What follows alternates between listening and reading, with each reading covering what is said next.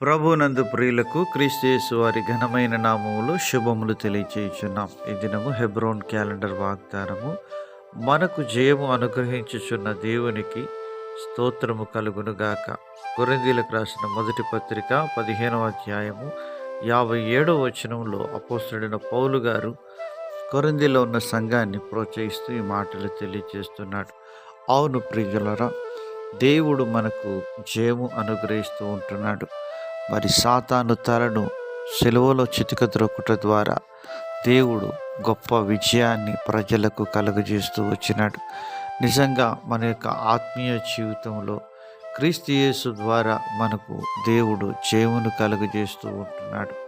యేసుక్రీస్తు ద్వారా మనకు అత్యధికమైనటువంటి విజయాన్ని దేవుడు ప్రసాదిస్తూ ఉంటున్నాడు. ప్రియమైనటువంటి దేవుని ప్రజలారా, దేవుని వాక్యంలో మనం గమనించినప్పుడు 44వ కీర్తన 3వ చరణంలో కీర్తనాకారుడు కోరాహు కుమారులు అంటున్నారు, వారు తమ ఖడ్గము చేత దేశమును స్వాధీనపరచుకొనలేదు, వారి బాహు వారికి జయమియ్యలేదు. నీవు వారిని కటాక్షించితివి గనుక నీ దక్షిణ హస్తమే, నీ బాహువే, నీ ముఖకాంతియే వారికి విజయము కలుగజేసెను. దేవుని ముఖకాంతి మనకు విజయాన్ని కలుగజేస్తుంది. అనగా ఆయన సన్నిధిలో మనము గడపడం ద్వారా, ఆయన ముఖకాంతిలో మనము ఆరాధించుట, ప్రార్థించుట చేయుట ద్వారా మనము దీవించబడే వారంగా ఉంటామని దేవుని వాక్యములో రాయబడి ఉంటున్నది.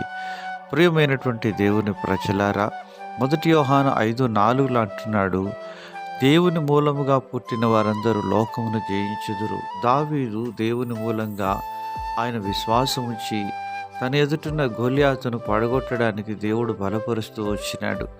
మన యొక్క ఆత్మీయ జీవితంలో సమస్య ఎంత గొప్పదైనప్పటికీ మనము సమస్య వైపు చూడకుండా ప్రభు వైపు చూసినప్పుడు మనం జయించే వారంగా ఉంటాం.